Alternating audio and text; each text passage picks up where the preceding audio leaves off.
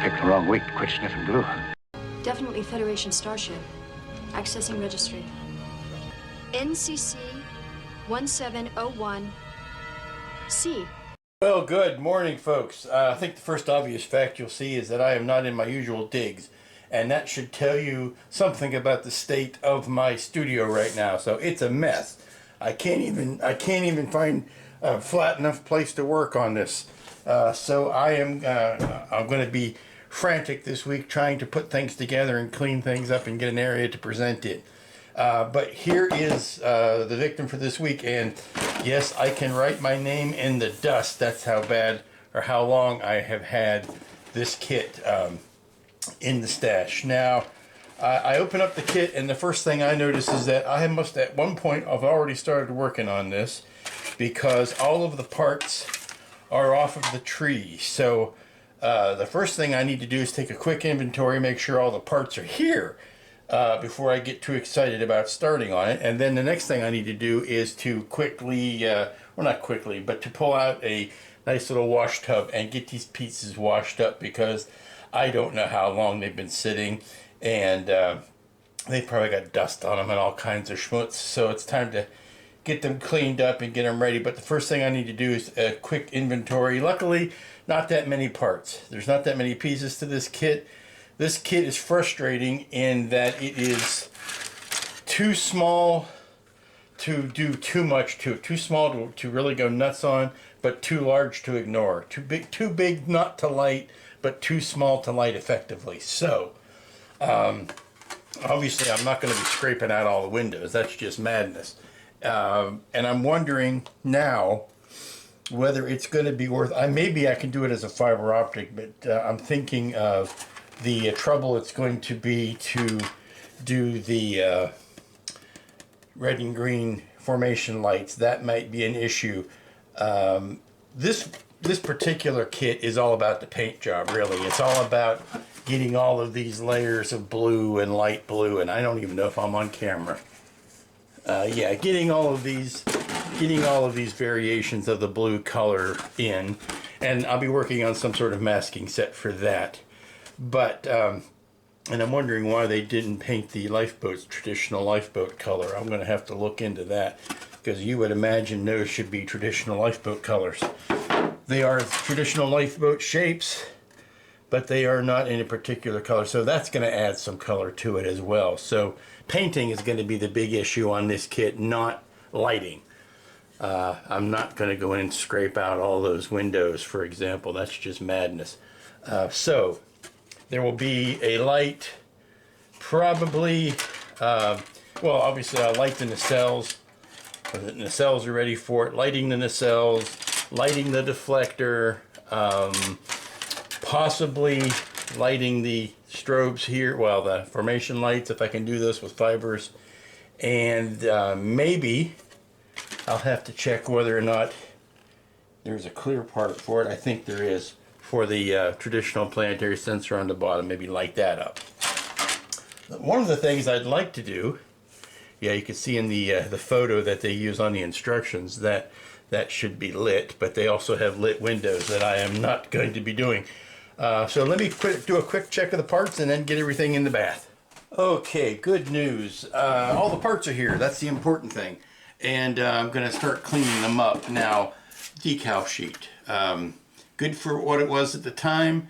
I'm dubious of how well those are going to work, given the age of them. The kit I did last week, the Dick Tracy thing. This was a lot old. That was a lot older than this, but that scared me on using old decals. So what I've just done is hopped online and ordered up a set of new decals, and I went ahead and ordered up Ralph's lighting kit. Now his lighting kit does not. The one I'm getting does not work. It's not designed for this kit. It is designed for the runabout. But if you do this, you know, turn everything upside down, you're pretty much looking at a runabout. The things that I need to light are the same. So I'm going to adapt that kit. As far as I know, the nacelles for the Enterprise C didn't have any sort of spinning Bassard they didn't have a spinning Bassard effect. So I'm not really worried about trying to duplicate that there, but it does have the navs and strobes and the red light and blue lights for the nacelles, and that's the important thing. That's what makes it like the runabout in that respect. Oh, good morning. It's Tuesday. Welcome back. As you may have known, or I may have said, I'm scooching my chair up here. I'm out in the dining room now because the studio is still a mess right now. So, continuing work on the Enterprise C now. Like I said yesterday, I put in a plea for help. I put out the call. I emailed Steve at Cult TV Man, where I get most of my kits and most of my materials. What I want to do today is get these parts primed. I'm also starting to cut away the areas that I need for, let me help some, I'll get in camera. Cut away the areas that I'm going to need to chase the wiring. Let me, yeah, there you go. Oh, now you can see my Dremel. I started work on this piece, which is the troubling piece for most all Enterprise builds, is running chase wire up the pylons. This is much better than the Galaxy class part because, as we all know, anybody who's built the 1400 Galaxy class, this is one piece. It's one piece going up to the pylons. Here, at least, it's two parts, but they fit very tightly together. So I'm checking out different wires that I have, different gauges of wire, to see what's going to be the easiest to use, the less obtrusive, and the easiest to run in channels. Now I'm going to go ahead and poke these two together just to show you.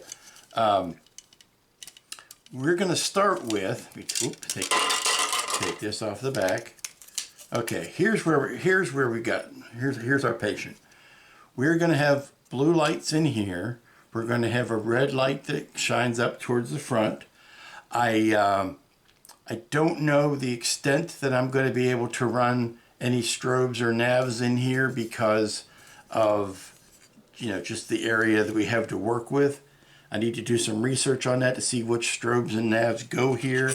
I'm pretty sure that it's all on the top, and I'm pretty sure that's a strobe and that's a nav. However, running the lights to them is going to be an issue. But here's where we have the two parts. Now, this part slots in. Come on. There you go. That part slots in like that. And if you took one side away, you get this cutaway version. And you have your wiring coming down from the nacelle in through the pylon into this cavity of where you expect to run a lot of your wiring, and then you have a light here coming out for the deflector dish. So the first thing I did was cut these U shapes in. I cut them top and bottom, and that's just to give me more room. You don't need this bit of plastic anyway, but it's to give me more room for wiring. And now I need to figure out, do I need to cut any channels in this area to run the wiring? I've got this pretty thin magnetic wrap wire. It's actually thicker than the magnetic wire that I use on SM LEDs. It can take a little bit more abuse. If I do this, okay, now I'm further back and I'm not have to hold it up in the air. It could take a little bit more lugging and tugging and more abuse. And when I put the two pieces together like this, there is enough airspace in between the two parts. Come on, make a liar out of me. There is enough airspace in between the two parts that I don't have to cut in to these channels or cut into these pieces to make a channel. It will fit in there. You can see there's, like I said, there's enough gap between these two parts that you can run that. So I'm going to have to run, I'm guessing, as many as 4 sets of wiring. Even if I combine all of the grounds together, that's still 5 wires, 4 positives and 1 negative. But I think I can do that. The only thing I need to do is cut a little notch out of here so that I can feed it up into the bottom of the nacelle. So I got to cut a hole in here and nibble out some here so that when I do that, I can feed the wiring up through. Okay, I've been running back and forth like a madman today, and I want to let you know that I did finally, and I'm sorry, I'm on the tripod, but there you go, I'm on the tripod holding the camera steady. I did get some primer. I did prime all of the major parts of the Enterprise C today. So there is work being done, and I think perhaps it's only fair to give you a glimpse of what's been keeping me preoccupied today. Okay, this is a corner of the room you might not be that familiar with. You're used to seeing the desk, you're used to seeing the table. Of course, there's a new big distraction sitting here. Sometimes I'll show you the spray booth. This is a corner you rarely ever see, and I guarantee you've not seen that much of the desk, or that much of the shelf space this clean, because it hasn't been this clean since I put it up like 5 years ago. I mean, this was forever and a day how long ago I put this up, and immediately it became the catch-all for all of my crap. So finally, because big changes are coming in the way I'm doing my work, I had to hoe all of this off, and it gave me the chance to organize my paints, to put up the power strip that I've been dying to put up for years now, and to actually give myself a working space. This was designed to be the working space in this corner, not the table. I ended up using that table, the art table, because it became the only clear spot. But just like a game of Tetris or dominoes, cleaning one spot meant dirtying up everything else. So I hauled out more trash today than you can probably shake a stick at. But I am in the throes of getting this computer, which is my basic computer, my work computer. I'm going to put it over here. I'm going to use this for working space. I've got lighting that's going to go underneath those shelves to light up the area. The new computer, which is this one, is going to move over to my computer desk and become my correspondence computer and video editing computer. And this one, which is the old Windows 7, it's going to go over here because there are still some certain things that Windows 7 does that even Windows 10 does not do. But I am waiting for a software delivery for this computer so that I can tie the plotter and my graphics software all back into it. But as you can see, anybody who's ever gone through this, like I say, it's a game of Tetris making everything fit, but it's also a game of dominoes. Once one thing gets started, and then it just falls into the next and into the next. But probably the best thing that come out of all this is getting my paints organized and in one spot for once. Welcome back. It's Wednesday and the madness continues. If you thought yesterday couldn't get more frantic, today I wake up and find there's a big order come in for me today. So I was going to start working on the masking templates for this, since I can't do really any more building until I get my my light package in. But now I can't even do any more template making because the plotter is busy plotting. So what I'm going to do is start tracing out the areas that really need the masks, and trying to get my mind straight on what it needs to look like, as best I understand it from looking at all of the sources and the illustrations and the wonderful resources that are out on the internet. Good morning. It's Thursday. It's the gateway to the weekend. And as you can tell, we've made some progress because we're back here on the actual table. And I'm starting to map out all the different colors. Now, if you remember a few weeks ago, I have said that it is never a good idea to trust artwork. If you have access to actual photos of the physical prop, it is never a good idea to to choose somebody else's interpretation of something rather than the actual prop. And I will say that I am not necessarily trusting these illustrations. These are illustrations I got online of the Enterprise C, and while I am not using this person's colors, what I am choosing to use is this person's breakdown of where the colors are. Like I say, I may not choose that particular shade of teal, but I respect where they have it indicated. So that's the only reason I'm using this, just to give me my color breakdowns, not necessarily the colors that I'm going to use. So having that out of the way, I'm starting to apply what I've seen in these illustrations to the actual ship, to the actual kit. And in some cases, in very many cases, it lines up just fine, and I am happy with using it. In some cases, it does not. And that is most notably in some of the details that are present on the illustration that aren't here in the kit. There are a few extra phaser strips in the illustration that aren't on the kit.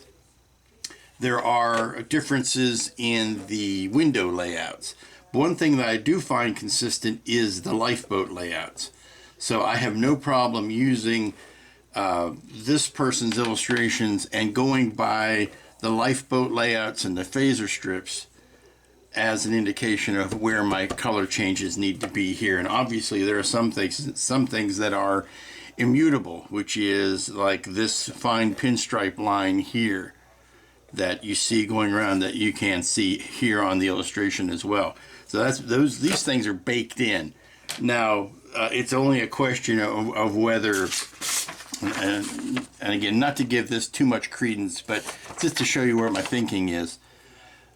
These blocks of hull sections, these hull section blocks are much larger than these are. There are many more here. This is you know, where this, I think probably you could safely say that every single one of these is like half as many as what are actually on the ship.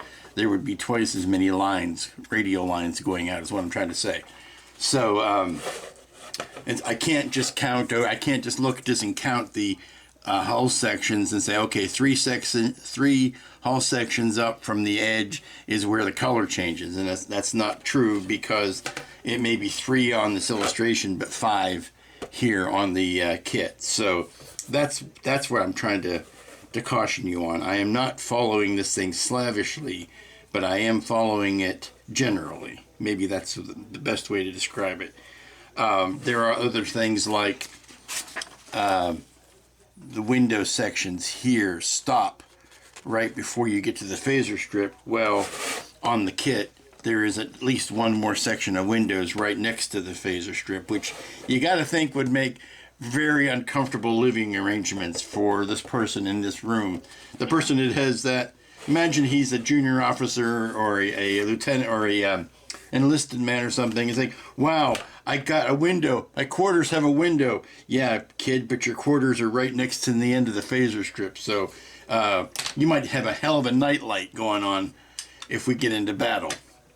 So think about that. So what I'm doing is not being as devoted to the windows as I am to the phaser strips and the lifeboats, since those seem to be good and consistent in both in both instances. Well, huzzah! Mail has come.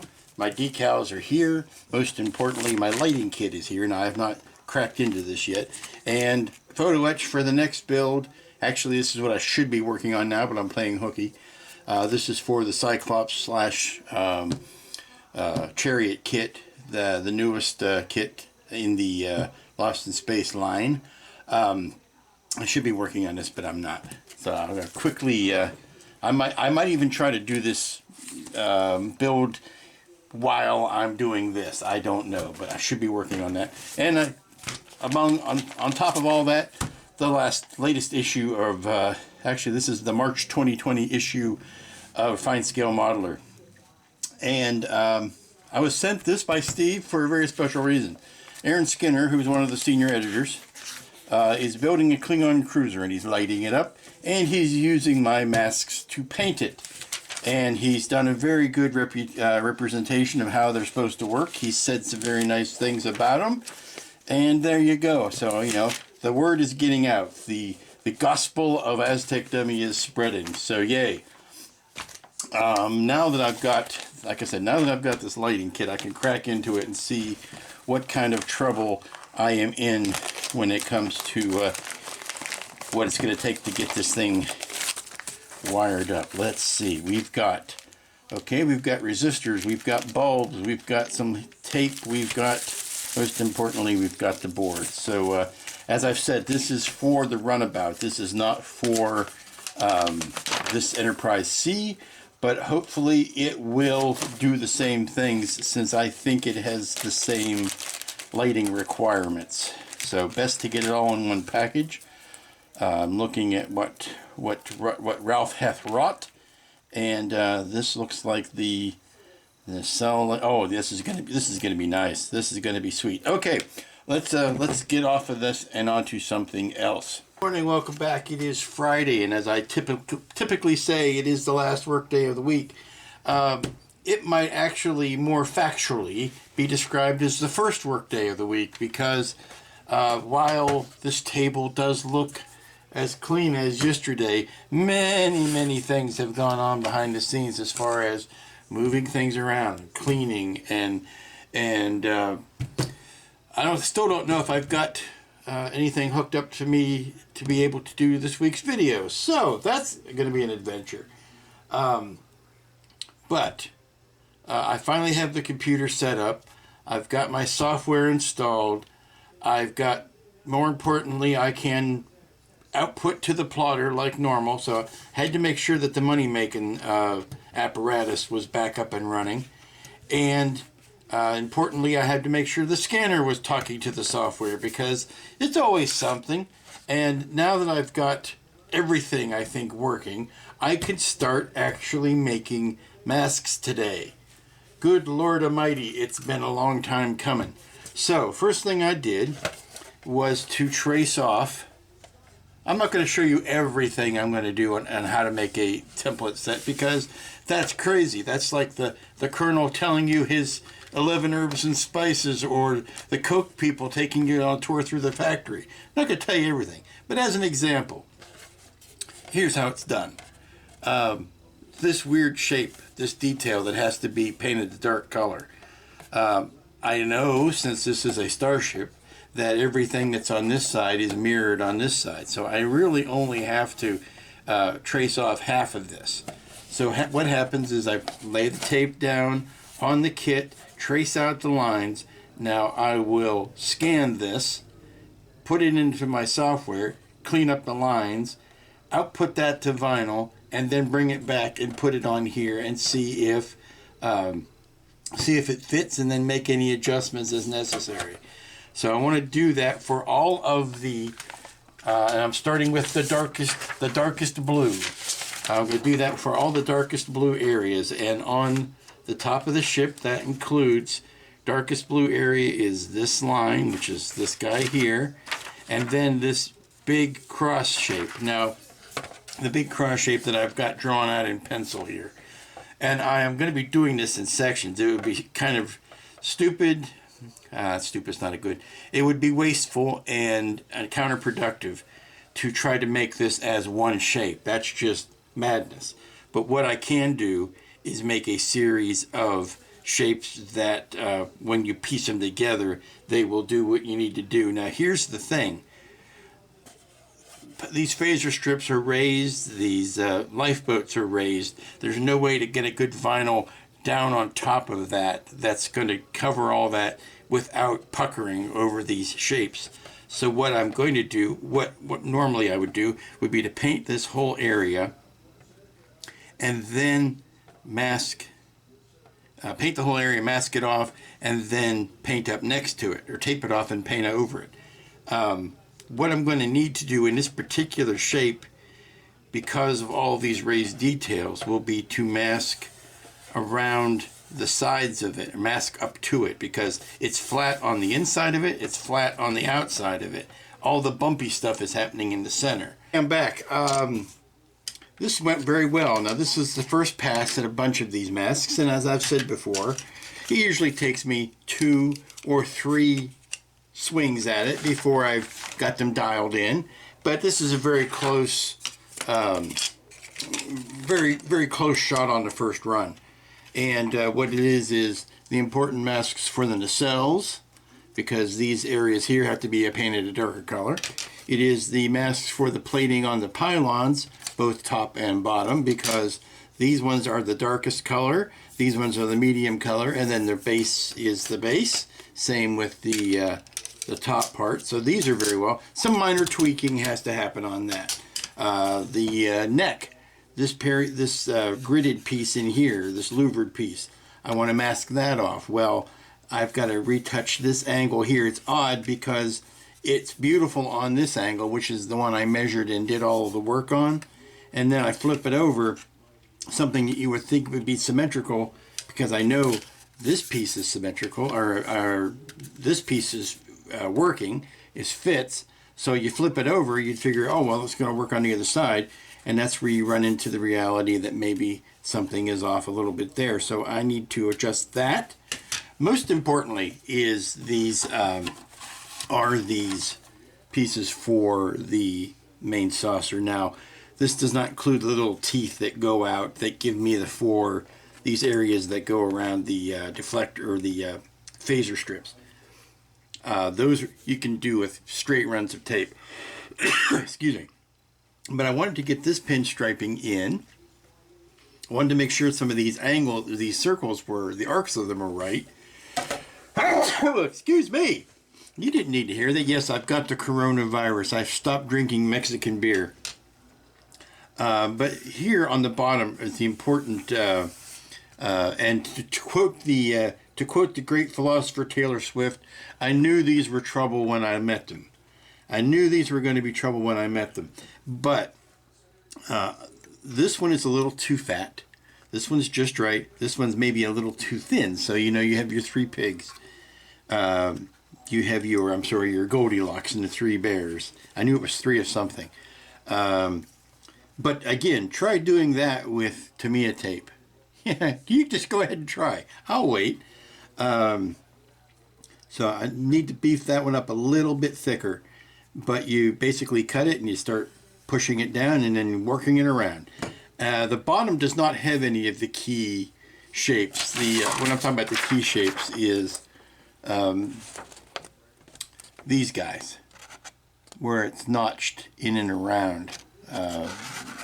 That on the bottom, it's strictly all bullseye stuff. So using these masks here, we're going to be in fine shape because I just need to add a little bit to it.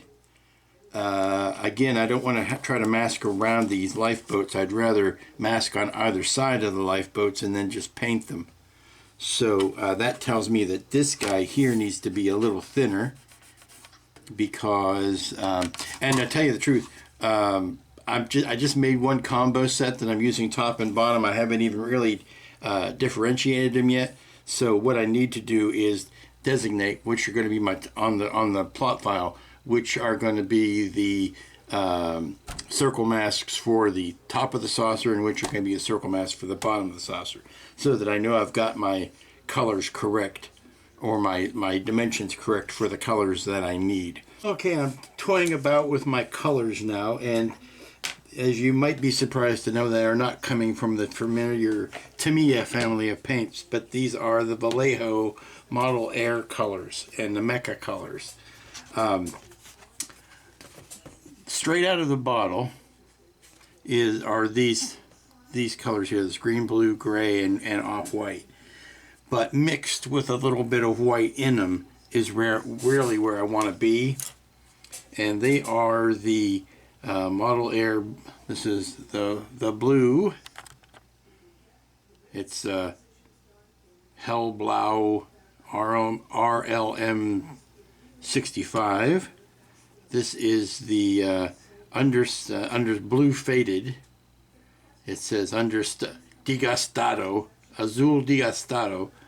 And then there is a the Mecha Light Gray with the Mecha Leka High, Mecha Heiny Ho. Yes, if you know your Pee-wee, you know that.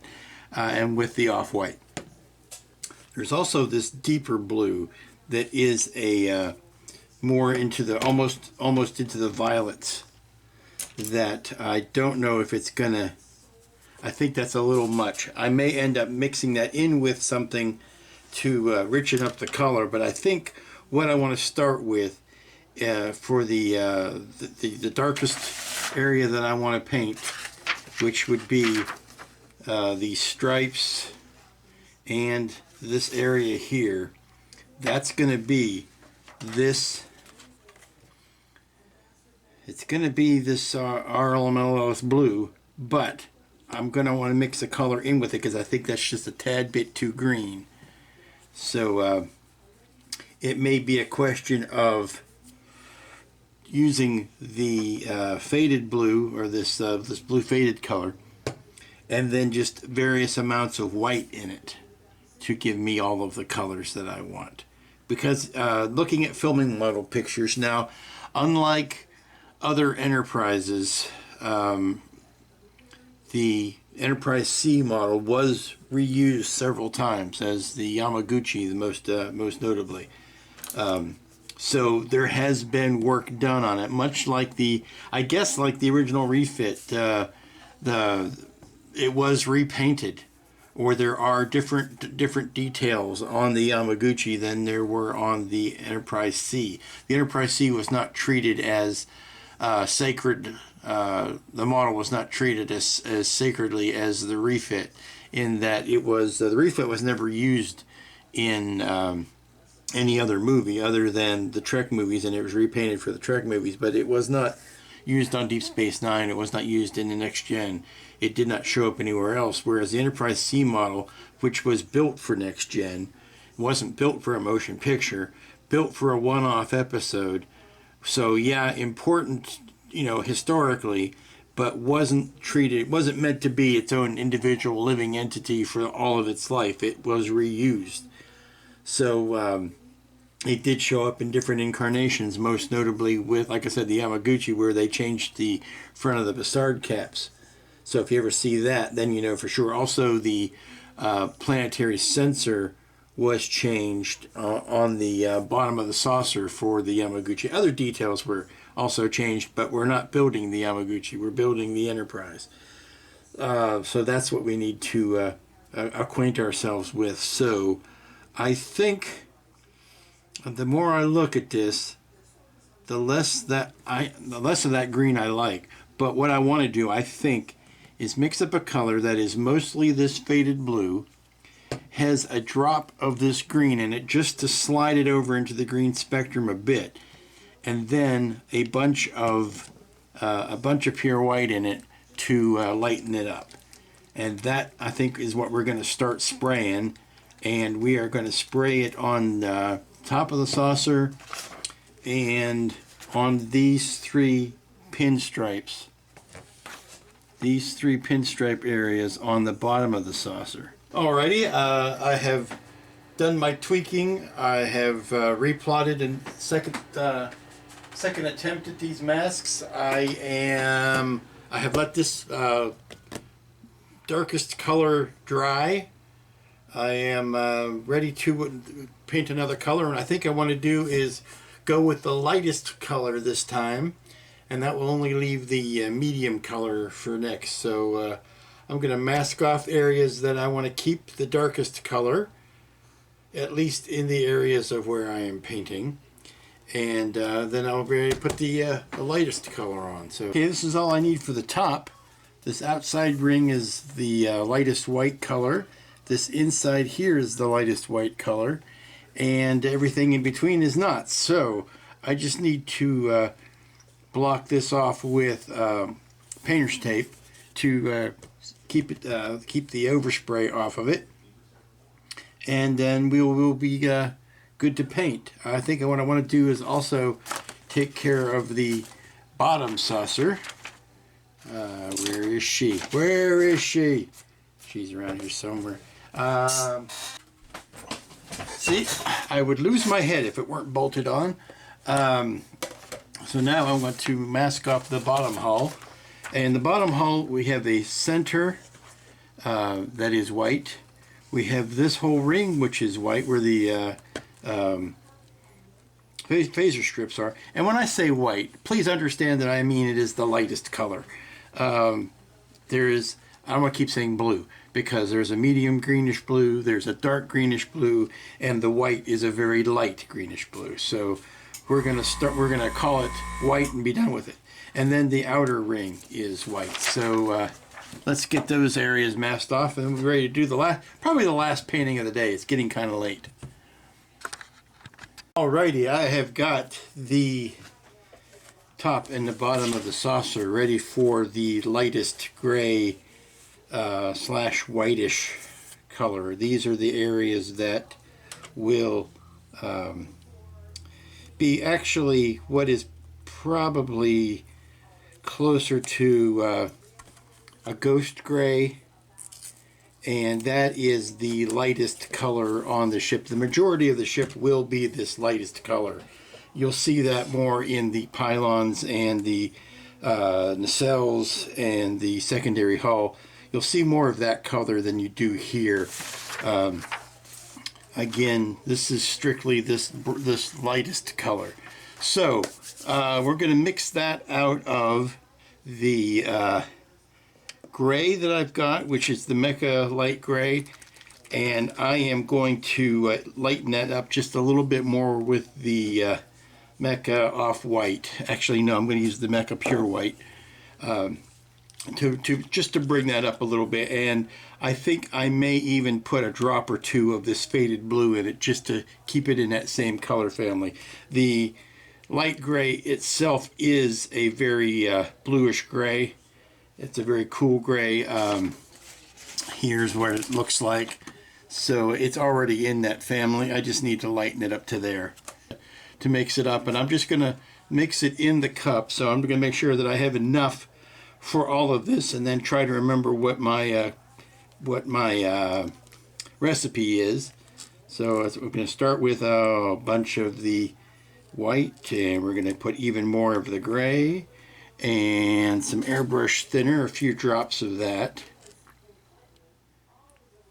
And then we're going to mix it up in the cup using the handy paintbrush. Now looking at that, and the nice thing about not having cleaned my cup out all that well is I can see on the inside of the cup what the last color I was working on, what that looks like next to it, and I can tell that it needs to be even whiter than that. So we are going to yeah, let's, oops, wrong way. That goes there, that goes there. So we're going to mix this up a little bit more. And there we go. Let's blow that out.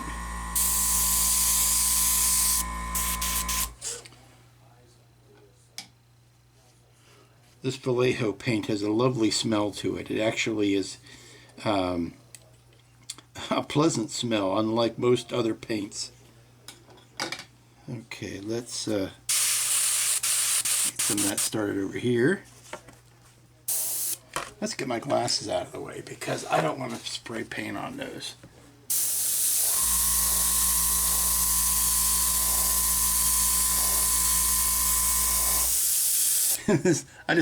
This looks a bit like Captain America's shield. I just made the connection.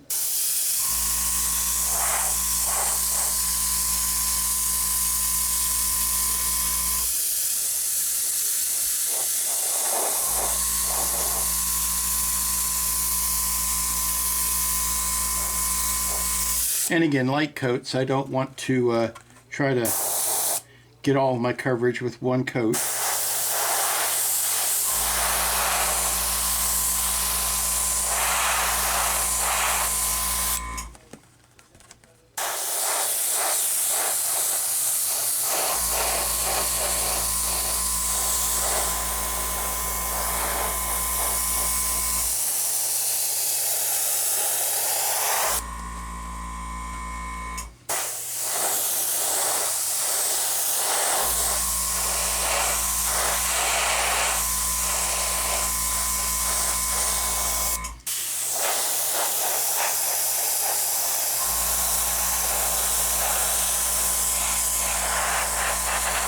You may notice that I start spraying on the towel before I bring the brush over to the hull, and that is simply because the any initial spurts that want to come out will come out on the towel.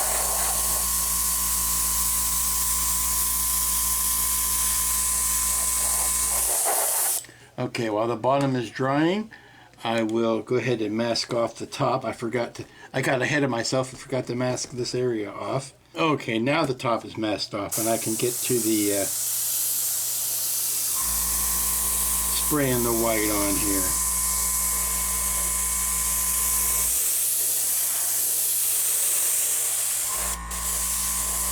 This is going on a lot glossier than the blue did, and I'm not sure I'm that fond of that idea.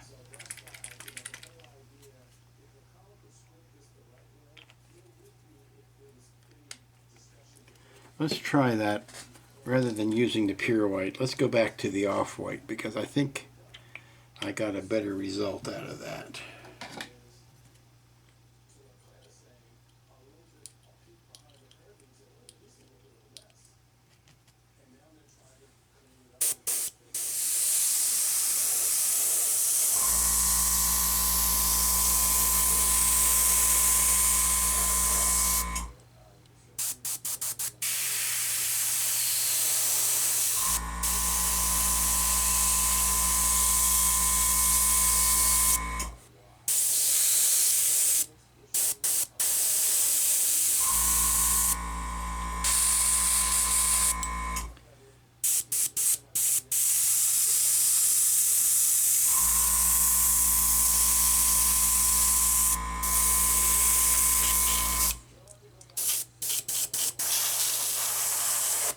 Man, I did not expect to be running.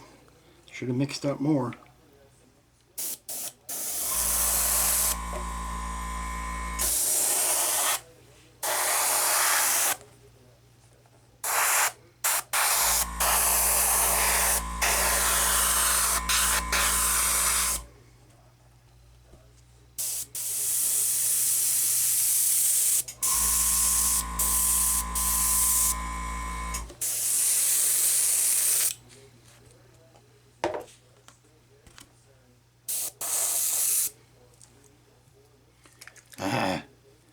Hate when you don't think you've got enough mixed up. You think you do and you don't.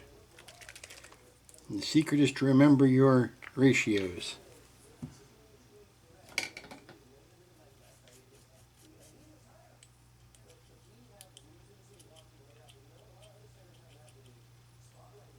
Okay, this is taking too much time.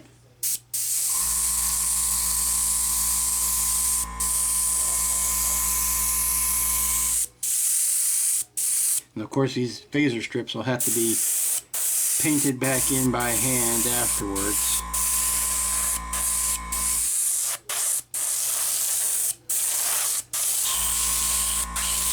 Okay, we're happy. I'm happy with that. So need to let this dry for a little bit, and then we can take the masks up and remask other areas, because we still have we still have this medium color to paint, and the medium color is going to be I don't know whether it's going to be the straight. See, this was the darkest color was some faded with some of this blue and a couple of drops of that, and then lightened. So the lighter color is going to be this minus these two colors and lightened. So that's going to be the middle color, and to get to that middle color, let's see, there are some. I could work on the pylons with that medium color, because that instance of the medium color doesn't touch the other two. So let me go grab those parts. Okay, we're spraying the medium color on now, and I've done it on these areas here that didn't need to be masked. Obviously I masked the darkest ones there and sprayed the medium color here. Get it on camera. Sprayed the medium color here, Same thing with these guys. Same thing with these guys. I masked the darkest ones to keep them dark and then sprayed the medium color. Now I will mask the medium colors to spray the lightest, but that's not going to happen today. I've got the bottom saucer, and I think that's all I'm going to get done today because it is getting late. I want to go ahead and put this medium color on the bottom of these two, well, on the saucer on these two rings. And then we'll see how it turned out.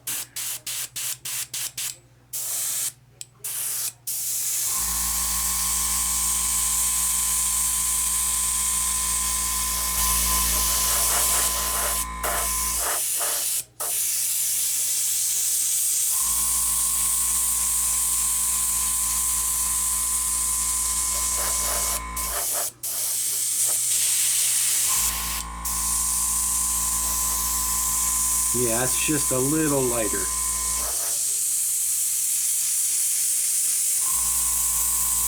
Sometimes you have to wait to see it on the plastic before you know whether or not it is the right color.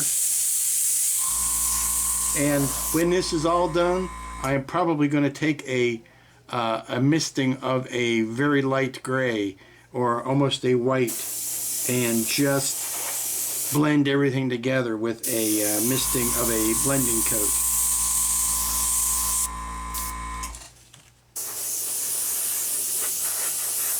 Just hitting the areas that I've already colored to make sure that they will match.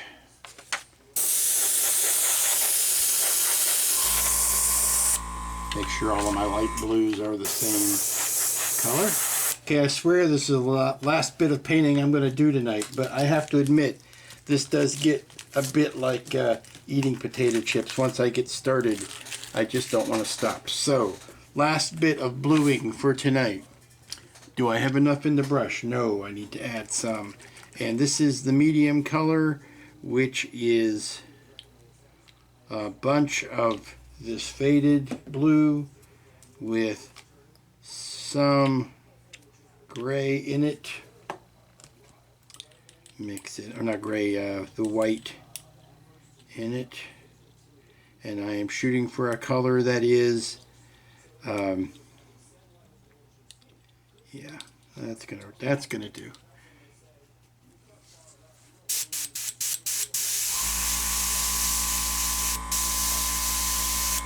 Might need to put a few drops of airbrush thinner in it. I really need to get on with getting this video put together tonight. This is much later than I normally work. I am normally putting the video together by now, so I hope you can appreciate how far behind I am. But that was blaming on the other events of the week, so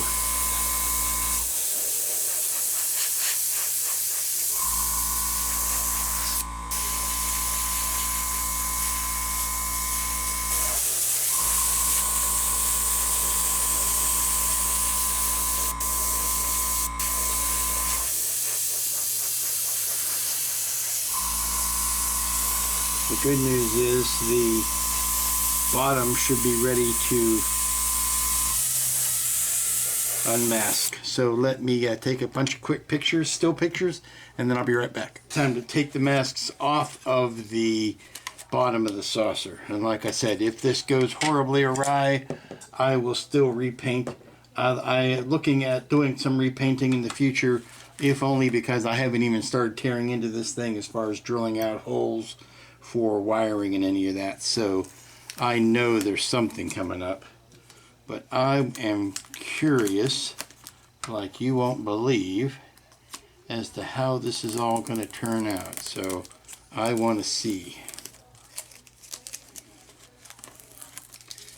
There's that. I'm making big tape balls in my hands here.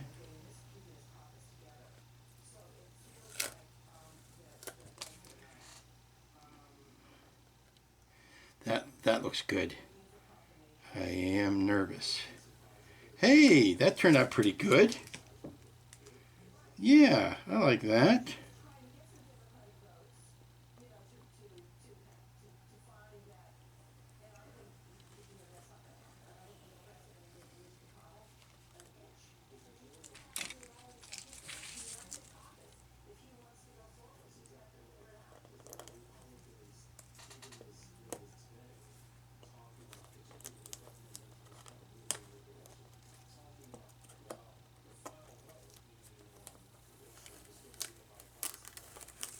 Look at that. That's coming out nice. Now there's another dark stripe here. Only problem is this sticks to my hand. Let me get this off. There's that dark stripe I was looking for.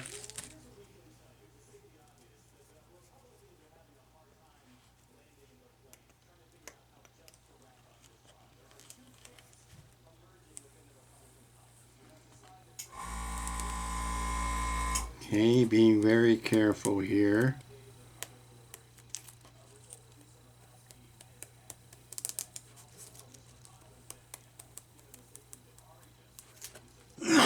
Pardon?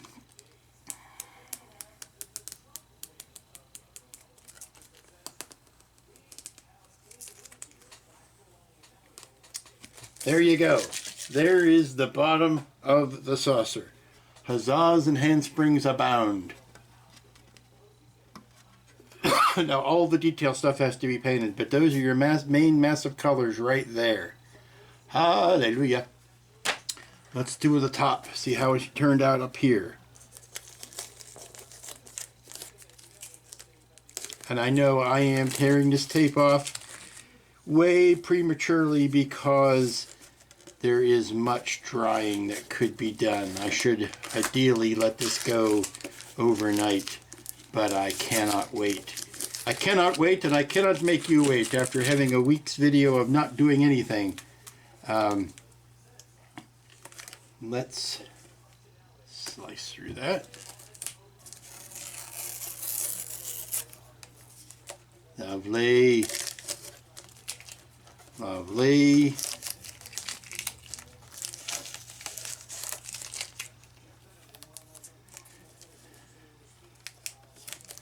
Be careful. Be careful.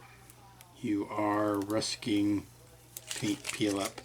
It looks like you've had a couple of spots where the paint came up, and that was from me not letting this dry long enough. But it's on this outside rim, and that is very easy to touch up. I can do that tomorrow, give everything the night to dry, but I am most curious to see how this cross shape turned out. Ooh, I can see it already.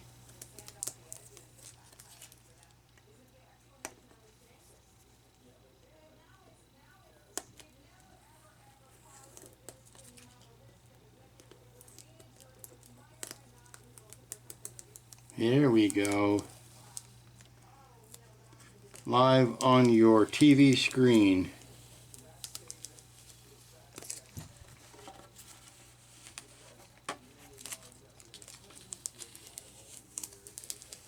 Live on your TV screen. I see one spot that needs fixing right in here, and that was because I did not, on my initial painting, I did not cover enough with the darkest color here. Oh man, am I happy with this. Yeah, buddy. Now let me pull off this pinstripe. Oh, oh, I'll be in my bunk. This turned out nice.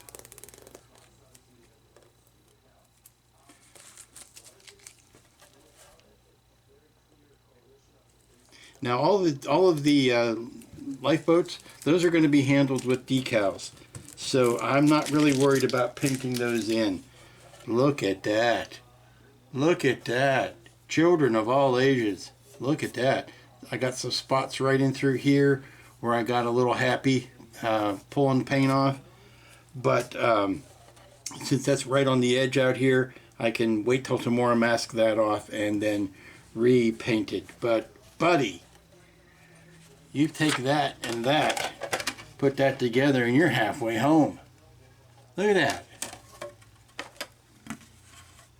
Halfway home, my friends. Okay, this needs to dry. I'm handling it, and it's not a good thing. So I'm going to get these pieces out of the way. I'm going to say goodnight. I'm going to chop this video together, and hopefully you'll have something to look at. Boy, and that's what's going to do it for today.